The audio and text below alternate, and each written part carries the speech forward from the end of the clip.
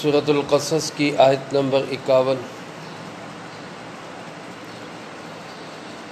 الحمدللہ وکفی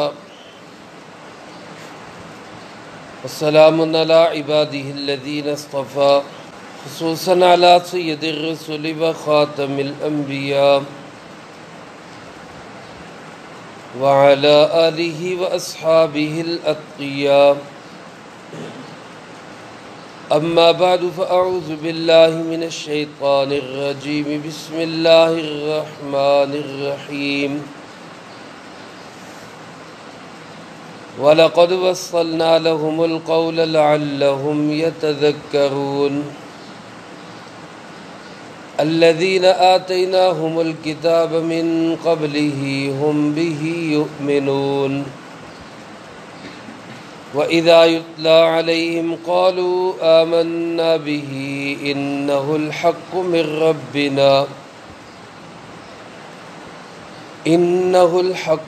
رَبِّنَا إِنَّا كُنَّا مِنْ قَبْلِهِ مُسْلِمِينَ۔ وَلَقَدْ وَصَّلْنَا لَهُمُ الْقَوْلَ، اور یقیناً ہم تسلسل رکھتے ہیں ان کے لیے بات میں، لعلہم یتذکرون،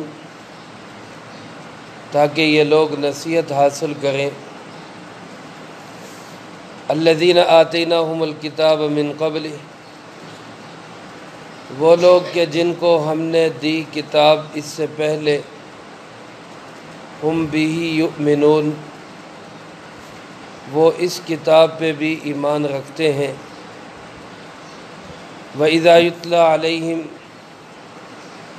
اور جب ان کو آیات پڑھ کے سنائی جاتی ہیں، قَالُوا آمَنَّا بِهِ، تو یہ لوگ کہتے ہیں کہ ہم اس پہ ایمان لائے۔ إِنَّهُ الْحَقُّ مِنْ رَبِّنَا، کوئی شک نہیں کہ یہ ایک سچائی ہے ہمارے پروردگار کی طرف سے۔ إِنَّا كُنَّا مِنْ قَبْلِهِ مُسْلِمِينَ، یقیناً ہم اس سے پہلے بھی مسلمان ہونے والے تھے۔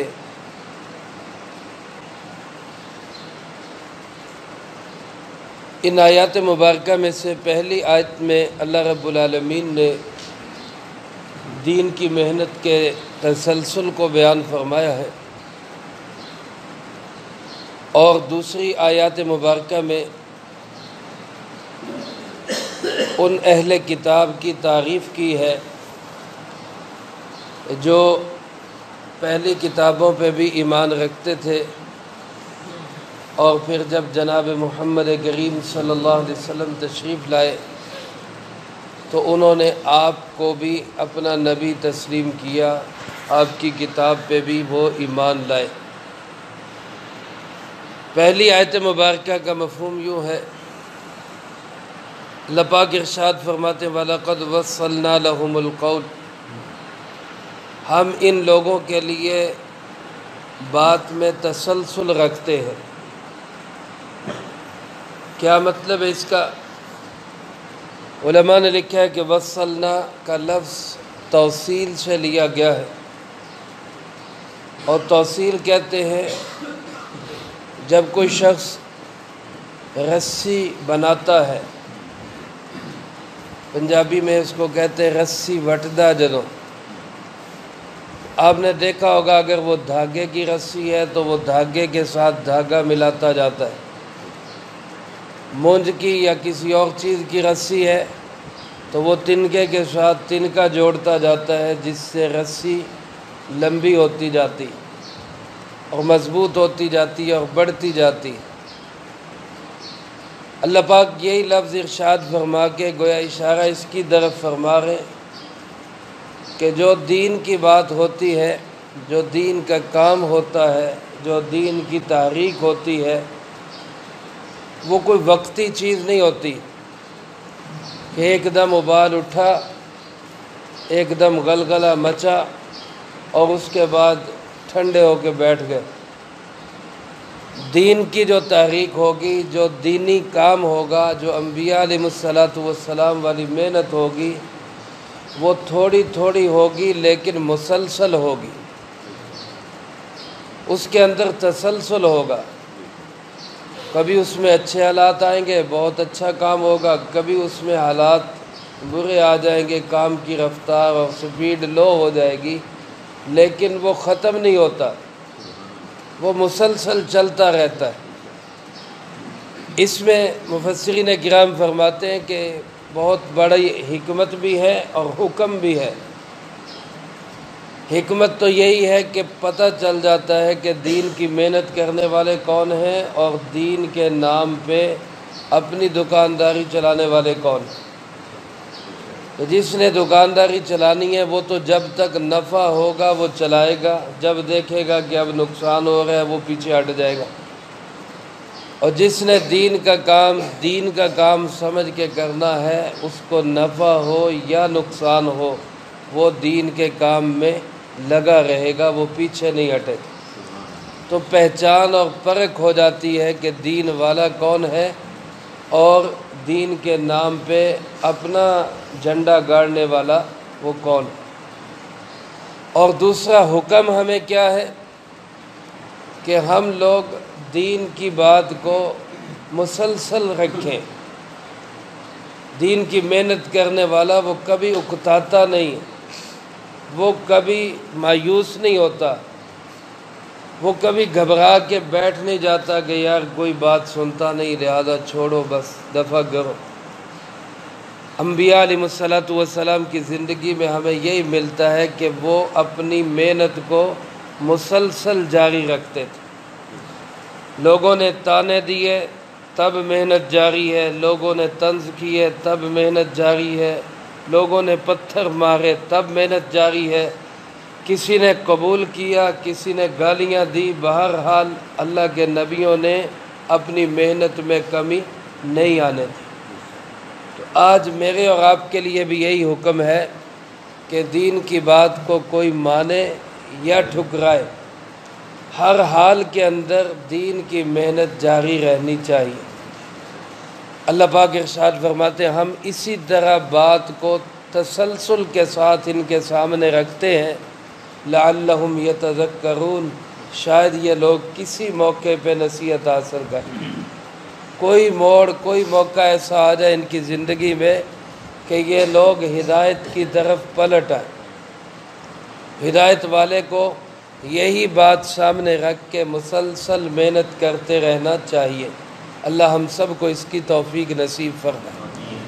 اس کے بعد اللہ پاک نے تعریف کی ان چند لوگوں کی جو رسول اللہ صلی اللہ علیہ وسلم کی تشریف آوری سے پہلے بھی دین حق پہ تھے، دین ابراہیمی پہ تھے، وہ ملت ابراہیمی پہ قائم تھے، وہ حضرت موسیٰ علیہ السلام کی کتاب تورات پہ چل رہے تھے، اور ان کے بعد حضرت عیسیٰ علیہ السلام کی کتاب انجیل پہ چل رہے تھے، اور پھر جب آپ تشریف لائے تو انہوں نے جناب محمد کریم صلی اللہ علیہ وسلم کو بھی اپنا مقتدا اور پیشوا مانا، آپ کے ہاتھ پہ بھی بیعت کی، قرآن کریم کو بھی اپنی سچی کتاب سمجھ کر اس کے پیچھے چلنا شروع کیا۔ اللہ پاک نے ان کی تعریف فرمائی۔ یہ کچھ لوگ تھے جو یہودی تھے وہ مسلمان ہوئے، کچھ عیسائی تھے وہ مسلمان ہوئے، کچھ عرب کے اندر اچھے لوگ تھے جو عرب کی شرک اور کفر کی گھٹا کے باوجود وہ بہرحال توحید پہ قائم تھے۔ یہودیوں میں حضرت عبداللہ ابن السلام رضی اللہ تعالیٰ عنہ جو یہودیوں کے بہت بڑے عالم تھے، اور یہودیوں کے اس زمانے میں 10 بڑے علماء کے اندر ان کا شمار ہوتا تھا۔ اصل نام ان کا حسین تھا، صاد کے ساتھ، حضرت حسین، ایک تو حضرت حسین سین کے ساتھ، ایک حسین صاد کے ساتھ، حسین بن سلام۔ جب رسول اللہ صلی اللہ علیہ وسلم مدینہ منورہ تشریف لائے تو یہ بھی ملاقات کی نیت سے حاضر ہوئے کہ دیکھو تو صحیح کہ وہ نبی کون ہے، کیسے ہے۔ لیکن ان کا بیان ہے کہ جب میں نے دیکھا تو میرے دل نے گواہی دی کہ اللہ کی قسم یہ انسان جھوٹا نہیں ہو سکتا۔ پھر کہتے میں نے جو سب سے پہلی بات آپ کی زبان مبارک سے سنی، ابھی اسلام بھی میں نہیں لایا تھا، اور میرے دل دماغ میں یہ بات بیٹھ گئی کہ یہ تعلیم تو اللہ کے نبی دیا کرتے۔ وہ 4 جملے تھے، فرمایا پہلے میں نے 4 جملے سنے۔ آپ نے فرمایا ایھا الناس افشوا السلام، اے لوگو آپس میں سلام کو پھیلاؤ، السلام علیکم، اس لفظ کو آپس میں خوب پھیلاؤ۔ دوسرا جملہ فرمایا اطعموا الطعام، اے لوگو کھانے کھلاؤ، اور نکلی سبحان اللہ، اطعموا الطعام، اے لوگو کھانے کھلاؤ۔ اور تیسری بات جو آپ صلی اللہ علیہ وسلم نے ارشاد فرمائی وہ یہ وصلوا الارحام، صلہ رحمی کرو، رشتے ناتے جو ٹوٹے ہوئے ہیں ان کو جوڑو۔ اور چوتھی بات یہ ارشاد فرمائی وصلوا باللیل والناس نیام، جب رات کو لوگ سوئے ہوئے ہوں تو اس وقت اٹھ کے اللہ کے سامنے مصلی پہ کھڑے ہو جاؤ۔ یہ 4 باتیں سن کے فرمایا میرے دل میں یہ باتیں اتر گئیں کہ یہ تعلیمات تو اللہ کے نبیوں کی تعلیمات۔ پھر انہوں نے کچھ سوالات کیے، جناب نبی پاک صلی اللہ علیہ وسلم نے اس کے جوابات دیے، تو انہوں نے اسی مجلس کے اندر اسلام قبول کر لی، اور پھر کہنے لگے اللہ کے محبوب صلی اللہ علیہ وسلم ابھی آپ کے پاس دوسرے یہودی بھی آنے والے ہیں، تو آپ دیکھیں ان کی طبیعت اور ان کا مزاج کتنا گھٹیا، اور اس کے اندر کس قدر تنگ نظری ہے، کس قدر وہ انتہا پسند ہیں یہودی۔ آپ ان سے پوچھیں میرے بارے میں۔ رسول اللہ صلی اللہ علیہ وسلم نے ان کو پردے میں بٹھا دیا، جب وہ یہودی آئے تو ان سے پوچھا کیف الرجل فیکم حسین ابن سلام، یہ جو حسین ابن سلام ہے یہ کیسا آدمی ہے، تم اس کے متعلق کیا کہتے ہو؟ تو سب کہنے لگے کریم وابن کریم، وہ خود بھی بڑا شریف آدمی، اس کا باپ بھی بڑا نیک آدمی۔ یہ حضرت عبداللہ ابن سلام حضرت یوسف علیہ السلام کی لڑی میں سے تھے، نسبی تعلق ان کا حضرت یوسف علیہ السلام سے تھا۔ تو کہنے لگے وہ خود بھی بڑا عزت والا ہے، اس کا نسب بھی بڑا عزت والا ہے۔ تو آپ نے پوچھا اگر وہ مسلمان ہو جائے تو تمہارا کیا خیال ہوگا، کیا تم اسلام قبول کرو گے؟ تو کہنے لگے کہ یہ ہو ہی نہیں سکتا کہ عبداللہ بن سلام، حسین بن سلام مسلمان ہو جائے، یہ ہو ہی نہیں سکتا۔ آپ صلی اللہ علیہ وسلم نے ان کو بلایا، یہ پردے کے پیچھے سے اشہد اللہ الہ الا اللہ وحدہ لا شریک لہ واشہد ان محمدا عبدہ ورسولہ، یہ پڑھتے ہوئے تشریف لائے کہ میں مسلمان ہو چکا ہوں، یہ مسلمان ہو نہیں رہا، میں مسلمان ہو چکا ہوں۔ تو یہ سنتے ہی سارے یہودی جو ابھی کہہ رہے تھے کریم وابن کریم، خود بھی بڑا نیک اور شریف، اس کا باپ بھی بڑا نیک اور شریف، یہ سنتے ہی کہنے لگے کہ یہ خود بھی بڑا بدترین آدمی، اس کا باپ بھی بڑا بدترین آدمی۔ تو کہنے لگے اللہ کے محبوب ذرا اندازہ کریں ان کی تنگ نظری کا، کہ ابھی میں اسلام قبول کیا ہے تو جو پہلے کمنٹس تھے، جو پہلی بات تھی اس سے فوراً ہی پھر گئے، اس کو اسی وقت میں بدل دیا، اسی مجلس میں بدل دیا۔ تو یہ بھی ان لوگوں میں شامل ہے جن کی اللہ پاک نے ان آیات میں تعریف فرمائی۔ اسی طرح علماء نے لکھا ہے جب رسول اللہ صلی اللہ علیہ وسلم نے چند صحابہ کو حضرت جعفر رضی اللہ تعالیٰ عنہ کی قیادت میں حبشہ کی طرف بھیجا، ہجرت کر کے گئے، نجاشی کے دربار میں پہنچے، مکے والوں نے بڑی کوشش کی کہ کسی طرح مسلمانوں کو وہاں سے نکلوایا جائے اور نجاشی کو کہا جائے کہ ان کو یہاں سے نکال دے، تحفے تحائف بھی پیش کیے، لیکن نجاشی حقیقت پسند بادشاہ تھا، اس نے دلائل سنے، بات سنی، تو اس نے مسلمانوں کی بات کو سچ سمجھا اور اس نے کہہ دیا کہ بھئی آپ کو کوئی تکلیف نہیں، آپ یہاں پہ سکون کے ساتھ رہے، اور پھر خود بھی مسلمان ہوا، اور اس کے ساتھ بہت سارے عیسائی وہ بھی مسلمان ہوئے، لیکن یہ خود رسول اللہ صلی اللہ علیہ وسلم کی زیارت کے لیے یہ نہیں آ سکا، اپنے امور سلطنت کی وجہ سے یا کوئی اور ایسی رکاوٹ بنی، لیکن اللہ کے ہاں اس کا ایمان اتنا قابل قبول ہوا کہ جب یہ فوت ہوا تو اللہ پاک نے اس کے اور جناب محمد کریم صلی اللہ علیہ وسلم کے درمیان کے سارے پردے ہٹا دیے، اور آپ کو فرمایا کہ آپ مدینہ منورہ میں رہتے ہوئے اس کی نماز جنازہ ادا فرمائیں۔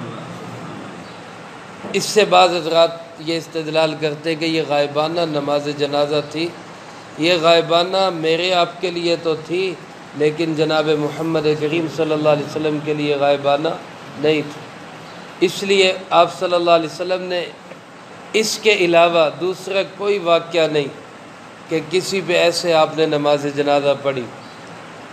تو بہرحال اس کے ساتھ جو مسلمان ہوئے تھے وہ خیبر کے موقع پہ مدینہ منورہ میں تشریف لائے، خیبر کے موقع پہ آپ خیبر کی لڑائی میں شامل تھے، لڑائی ہو رہی تھی، ان دنوں میں وہ لوگ آئے، وہ بھی لڑائی میں شامل ہوئے، کچھ زخمی ہوئے، کچھ شہید بھی ہوئے اور کچھ بچ بھی گئے، اور بعد میں جب انہوں نے حضرات صحابہ کرام رضی اللہ تعالی مجمعین کی مالی پوزیشن دیکھی کہ وہ مالی اعتبار سے بڑے کمزور ہیں، تو انہوں نے رسول اللہ صلی اللہ علیہ وسلم سے درخواست کی کہ آپ ہمیں اجازت دیں، ہم معاشی اعتبار سے مضبوط ہیں، ہمارے پاس مال و دولت ہے، ہم صحابہ پہ اپنا مال خرچ کرنا چاہتے ہیں۔ تو رسول اللہ صلی اللہ علیہ وسلم نے ان کو اجازت دی، اللہ پاک نے ان کے انہی اعمال کی تعریف فرمائی۔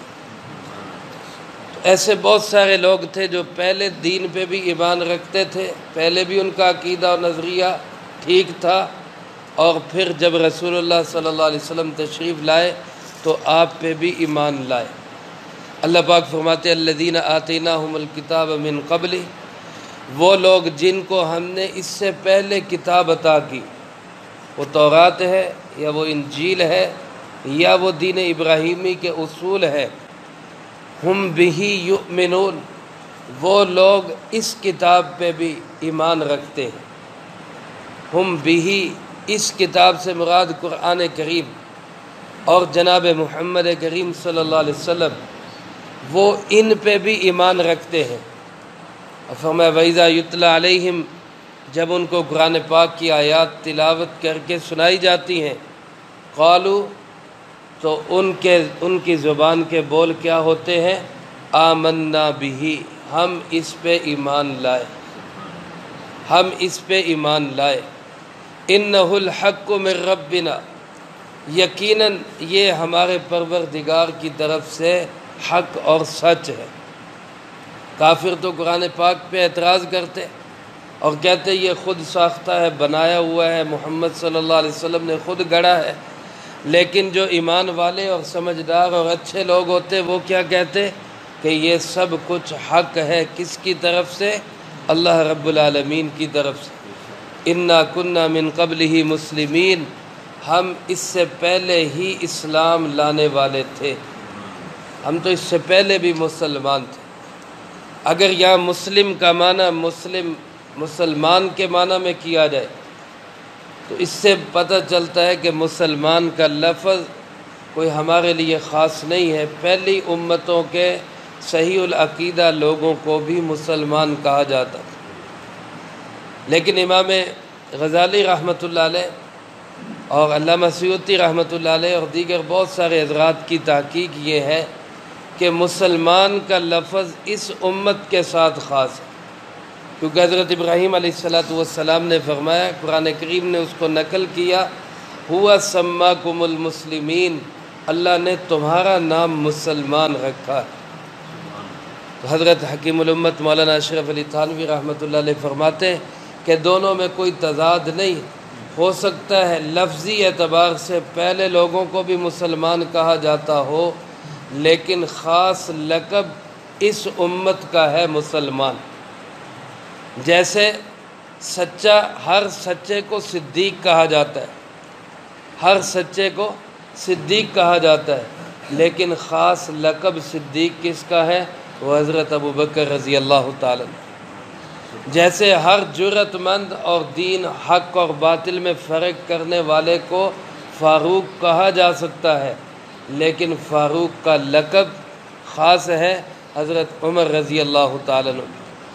جیسے ہر سخی کو اور مالدار کو غنی کہا جا سکتا ہے، لیکن غنی کا لفظ اس امت میں خاص ہے حضرت عثمان رضی اللہ تعالیٰ عنہ کے۔